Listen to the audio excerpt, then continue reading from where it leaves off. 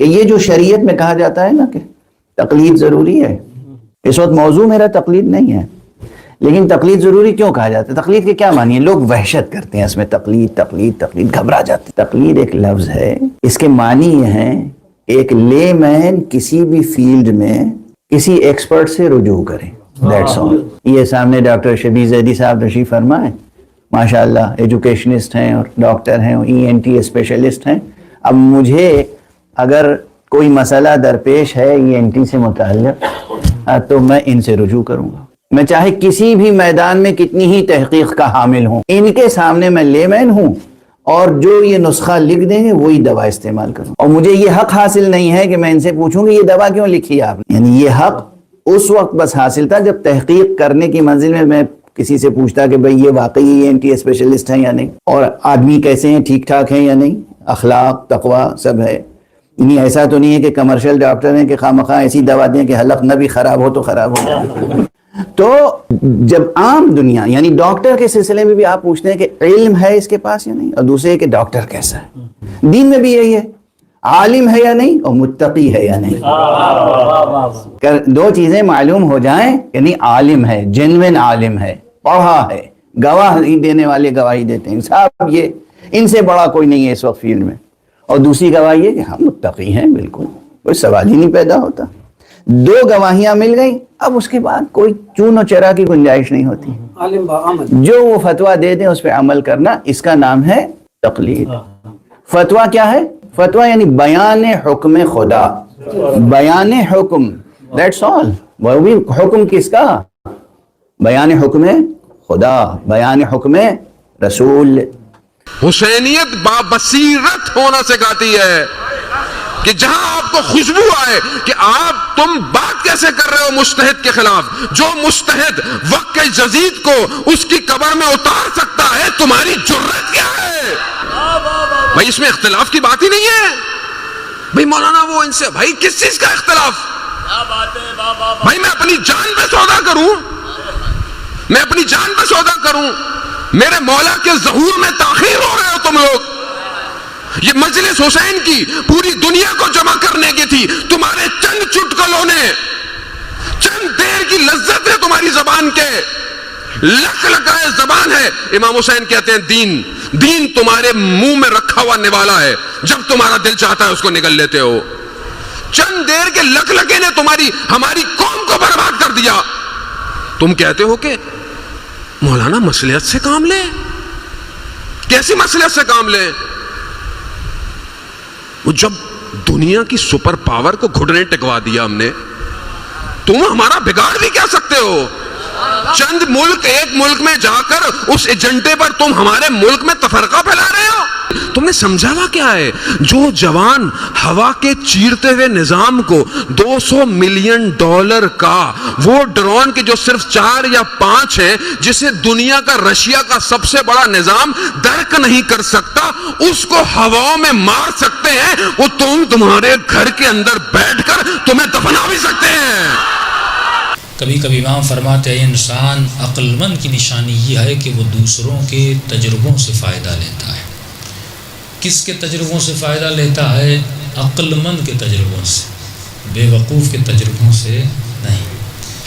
تو صاحبان عقل کے در پہ جا، ان سے سوال کر کہ زندگی گزارنے کا طریقہ کیا ہے، سلیقہ کیا ہے، اس کے بجائے کہ ایک سفر تو طے کرے اس کے بعد ٹھوکر کھائے۔ جس نے ٹھوکر کھائی ہے اس سے پوچھ کہ راہ ہدایت کیا ہے۔ کئی ایسے لوگ تھے جو پہلے مکتب جعفری کو نہیں جانتے تھے، لاکھوں دروازوں پہ ٹھوکر کھانے کے بعد بالآخر ایک ہی در ملا جو در علی ابن ابی طالب تھے۔ اس میں محمد تیجانی ہیں، سندھ کے بہت بڑے علماء ہیں، جس میں مبلغ اسلام کا نام ہے۔ یہ وہ علماء ہیں جنہوں نے ہر مدرسے کا، ہر استاد کے پاس گئے، لیکن آخر میں جو در ہدایت نظر آیا وہ اہل بیت کا دروازہ تھا، کیونکہ تشیع میں فکر کی اجازت ہے۔ ہم شیعہ کبھی بھی اپنے بچوں کو منع نہیں کرتے کہ ہم سے سوال نہ کریں، اللہ کا سوال نہ کریں، رسول کا سوال نہ کریں۔ جو بھی سوال تمہارے ذہن میں آتا ہے وہ ایک الجھن ہے، سوال ایک تکلیف ہے، جو انسان کو دن بھر ایک الجھن میں گرفتار کرتا ہے، لیکن جیسے اسے سوال کا جواب ملتا ہے، جواب ایک راحت ہے جو اس کے وجود میں سکون کو ڈال دیتا ہے، اور وہ راحت جو انسان کو جنت تک لے جائے، اس سے بڑی کوئی راحت ہو نہیں سکتی۔ جو مسلمان دن رات ذکر میں مشغول رہے لیکن اس کی فکر بیدار نہ ہو۔ اب بنیادی حق حکومت اور حق عامیت کس کا؟ اللہ کا۔ اللہ نے کہا جاؤ رسول کے پاس، ہم آگے کھڑے ہو گئے رسول کی خدمت میں، اور اب رسول نے جاتے وقت کہا انی تارک فیکم ثقلین، کتاب اللہ و عترتی، جاؤ عترت کے پاس جاؤ، تو خدا نے بھیجا محمد کے پاس، محمد نے بھیجا عترت کے پاس، ہم عترت کے پاس آگے کھڑے ہو گئے۔ اور جب عترت کا 12واں غیبت میں جانے لگا تو یہ کہہ کے گیا امل حوادث الواقعہ فرجعوا الی روات احادیثنا، اب مستقبل میں آنے والے جتنے بھی مسائل ہیں ان کا حل ہمارے راویان حدیث سے لینا، تو ہم مجتہدین کے بعد آگے کھڑے ہو گئے، تو مجتہد سے خدا تک ہمارا سلسلہ براہ راست ہے۔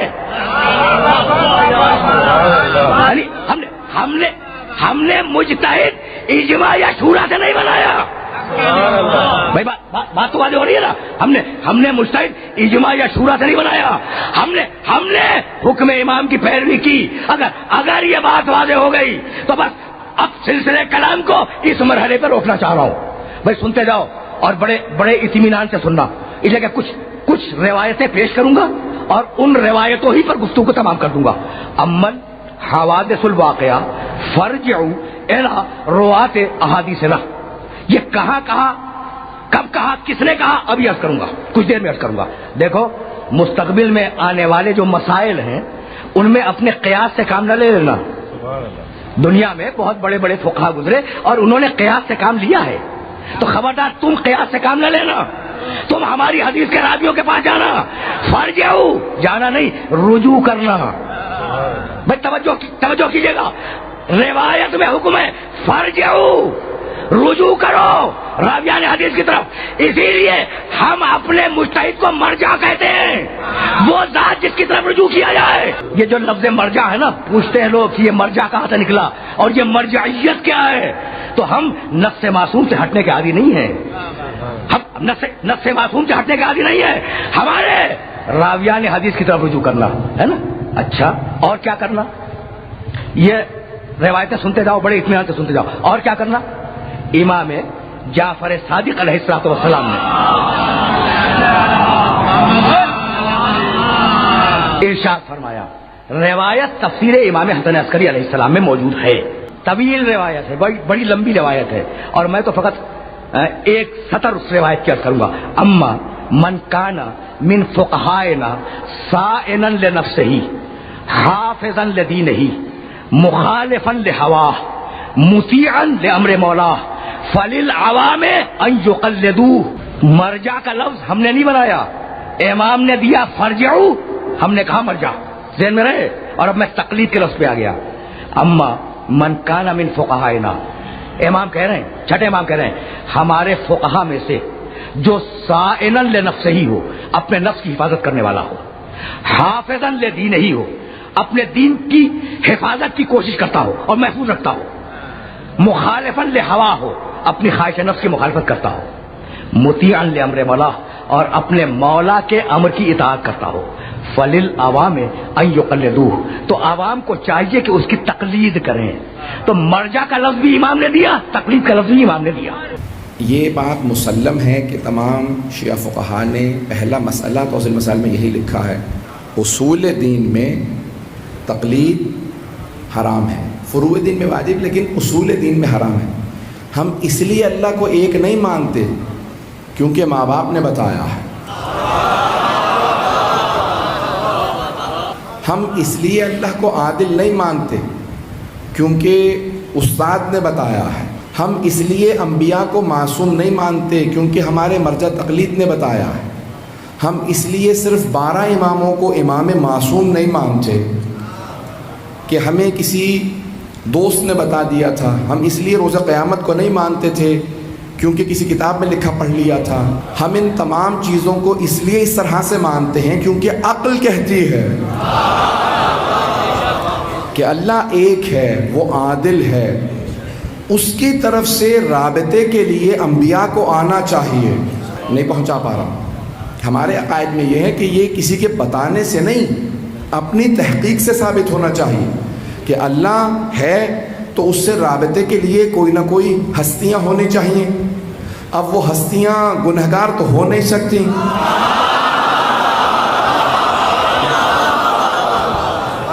جو خدا سے ہمارا رابطہ کرائیں تو انہیں معصوم ہونا چاہیے.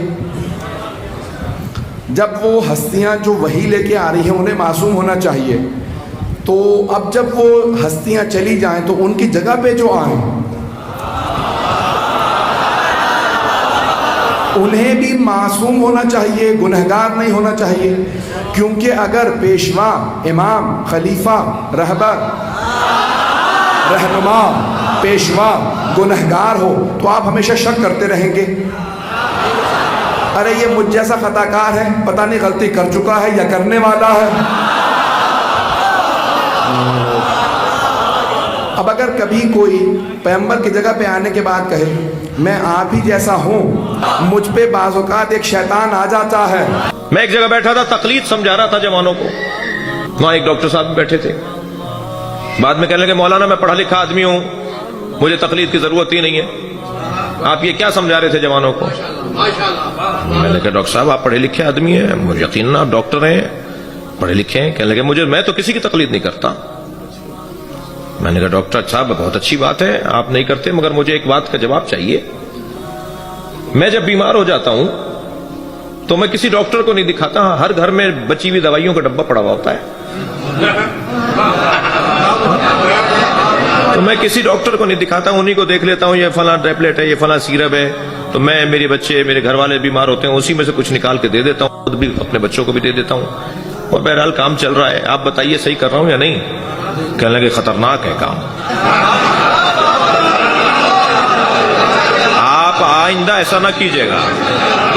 میں نے کہا ڈاکٹر صاحب میں سمجھ لیتا ہوں نا، یہ پینیڈال ہے، یہ کالپول ہے، یہ فلاں 4 دوائیوں کے نام تو سب کو پتا ہے نا، تو میں سمجھ لیتا ہوں. کہنے لگے بغیر میڈیکل پڑھے، بغیر میڈیسن کے پڑھے ہوئے آپ کیسے سمجھ لیتے ہیں؟ میں نے کہا جیسے بغیر دین پڑھے ہوئے آپ دین سمجھ لیتے ہیں.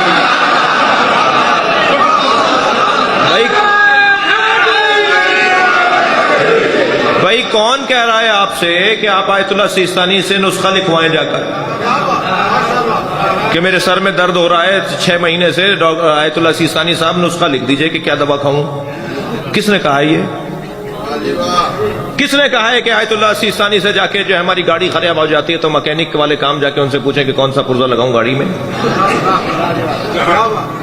ہر فیلڈ کا ایک ایکسپرٹ ہوتا ہے، یہ معقول بات ہے. یعنی اگر کوئی قرآن کی آیات بھی ہیں تقلید پر، نبی کی احادیث بھی ہیں تقلید پر، سب سے زیادہ مجتہدین کا سسٹم جس نے بنایا وہ امام جعفر صادق ہے.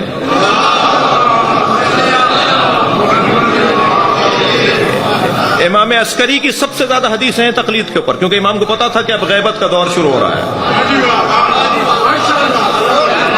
ایک حدیث نہیں ہے.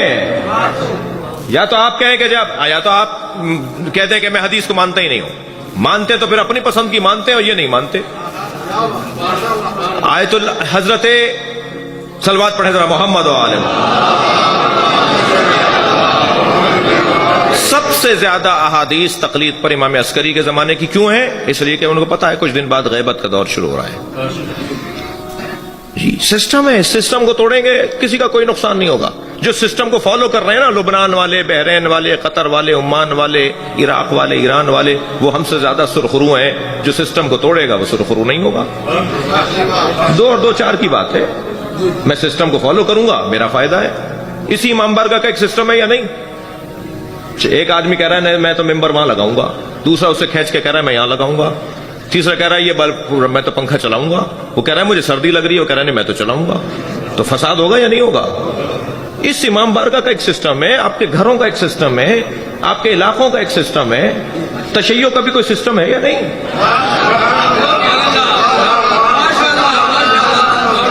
بھائی تشیع کا سسٹم ہی تو مرجعیت ہے. اور اگر کوئی کہتا ہے میں تو امام زمانہ کی تقلید کرتا ہوں تو اسے جا کے کوئی بتائے امام کی تقلید نہیں ہوتی، اطاعت اور بیعت ہوتی ہے.